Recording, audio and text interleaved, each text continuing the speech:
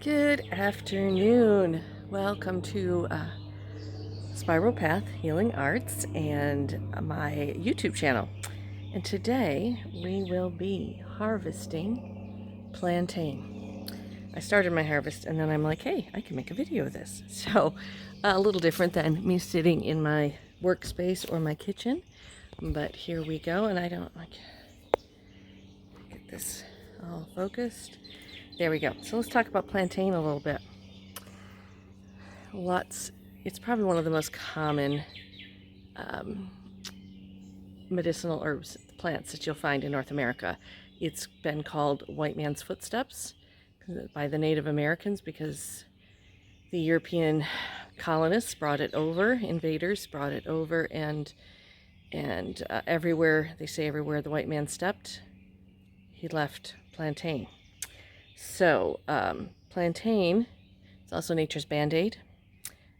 You can chop it up, chew it up, make like a paste out of it, put it on bee stings, scrapes, any kind of skin abrasion or sting or bug bite or anything like that. So it's a great skin healer.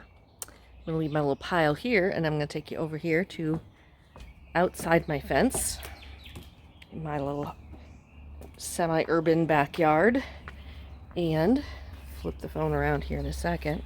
I find my plantain patch. So here we go. So this is just the rough side of my house. This house is only about 5 years old, maybe 6 years old. So topsoil and whatnot around it are not real fertile. So it's a great place for plantain to grow.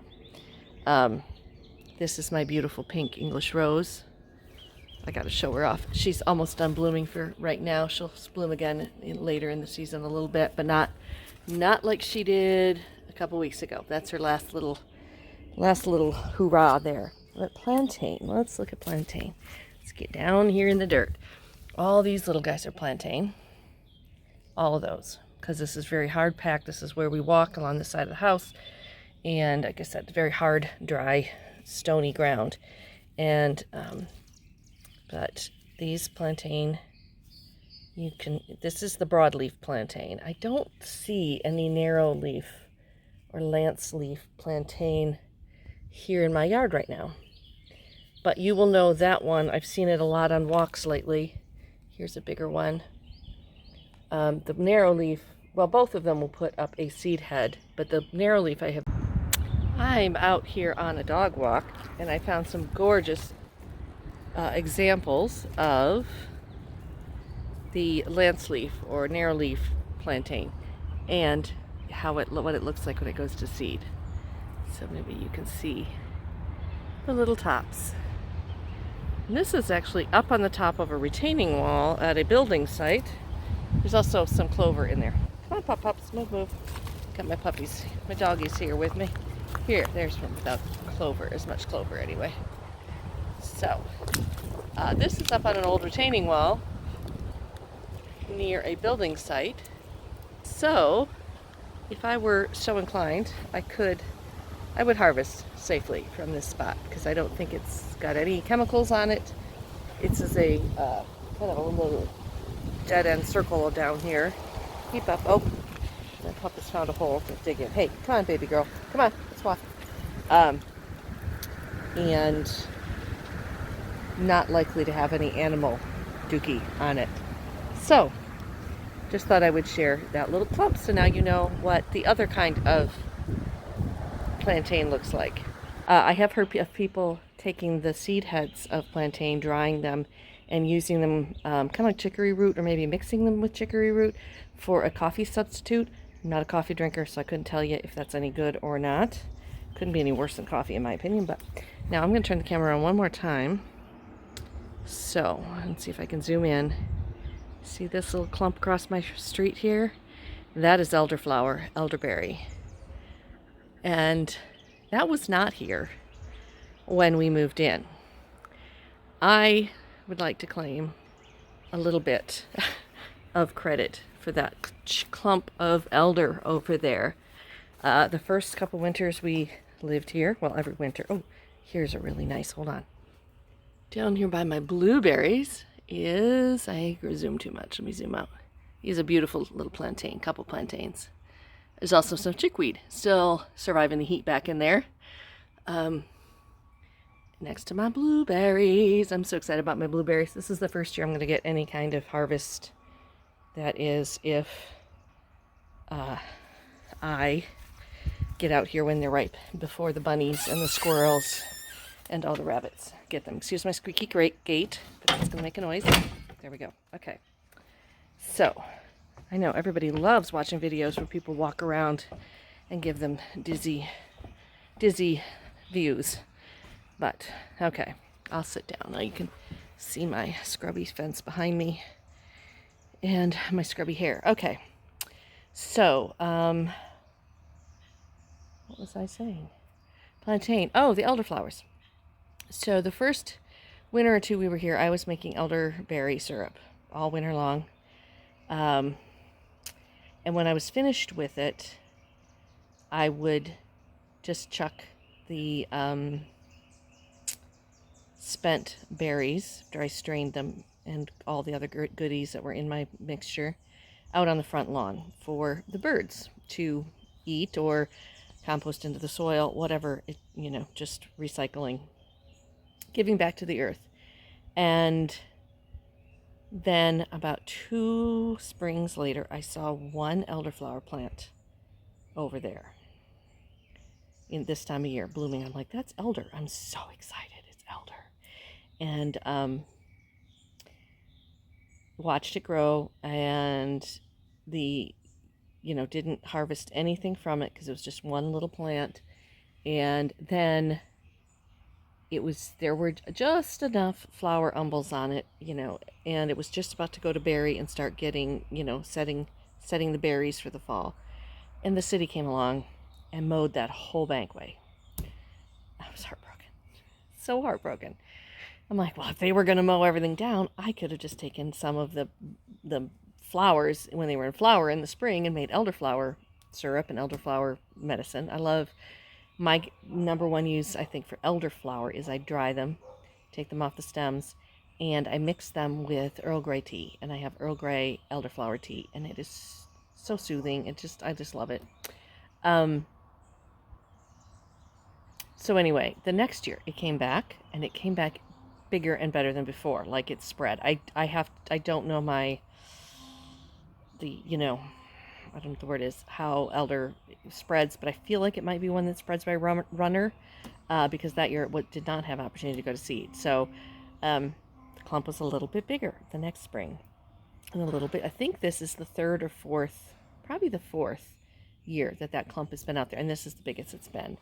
And last year, the year before, when I harvested, I think it was year before, 2019, I harvested a few umbels of flowers to dry for my tea. And but then when I was cutting them off the stems, I had a little bit of stems, so I decided to see if I could root them just in water, just water rooting, propagation, and put them in a thing of water on my windowsill. And within a few months, I did have roots.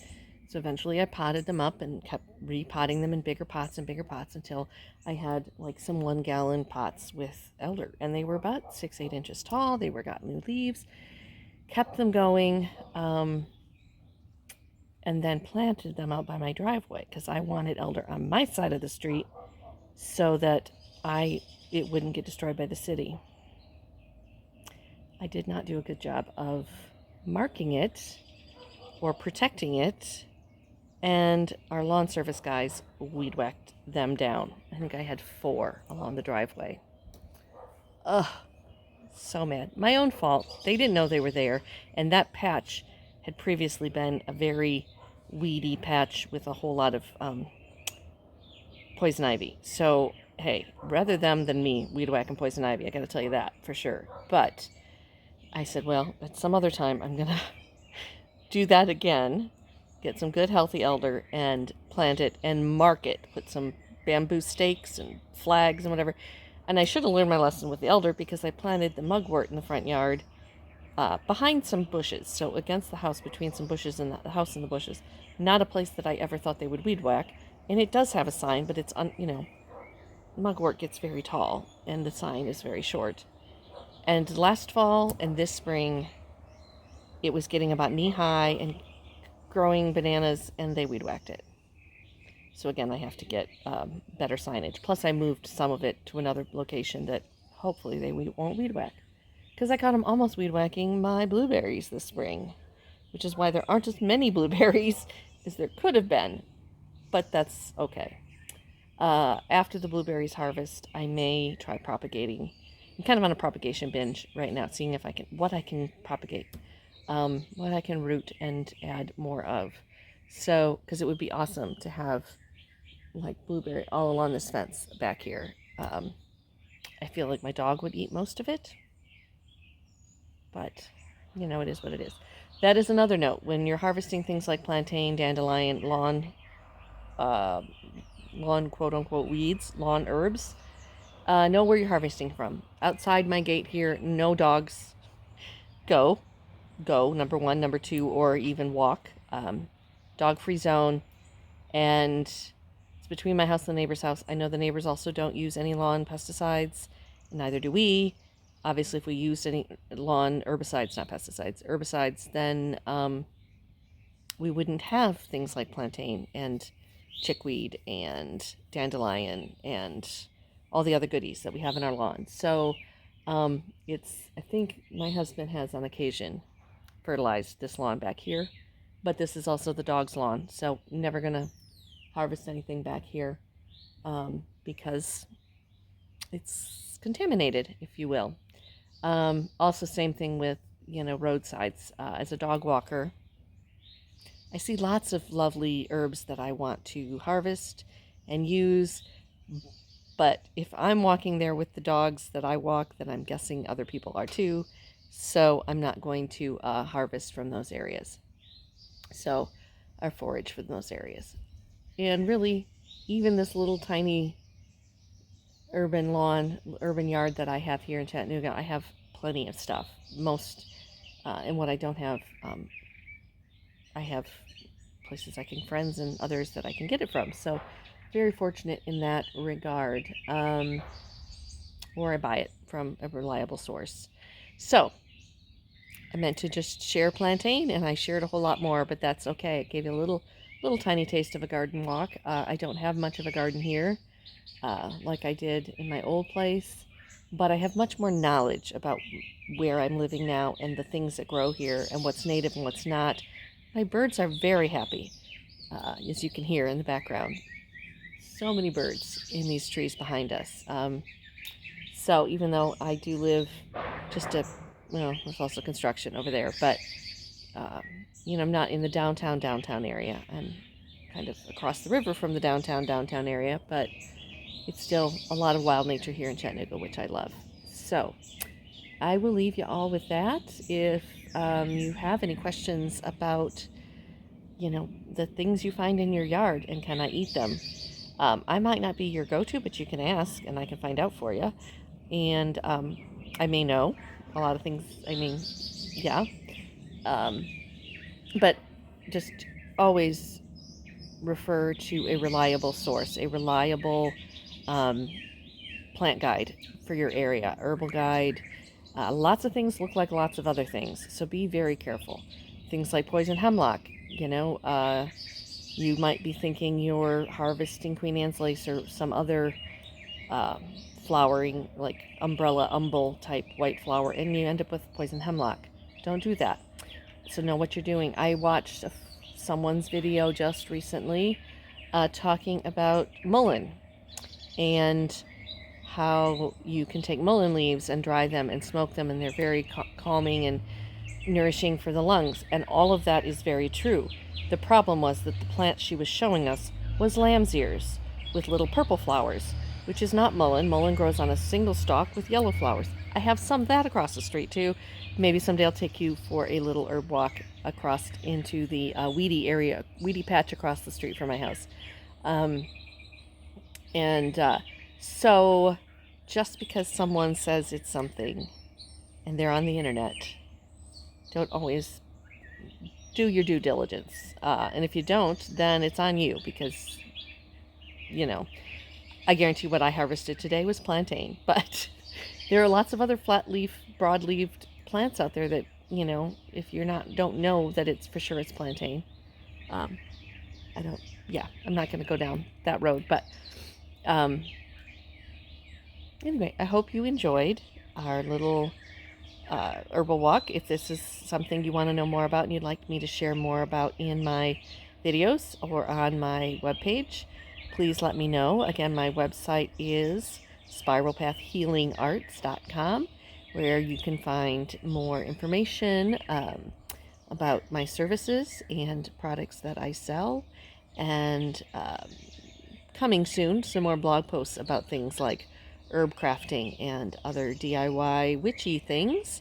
So if that interests you, if you please check that out, share with a friend, subscribe, like, comment, all the jazz that I don't like to talk about. But anyway, enjoy my bird song. I have dogs to walk, so I have to go get busy. But anyway, bye.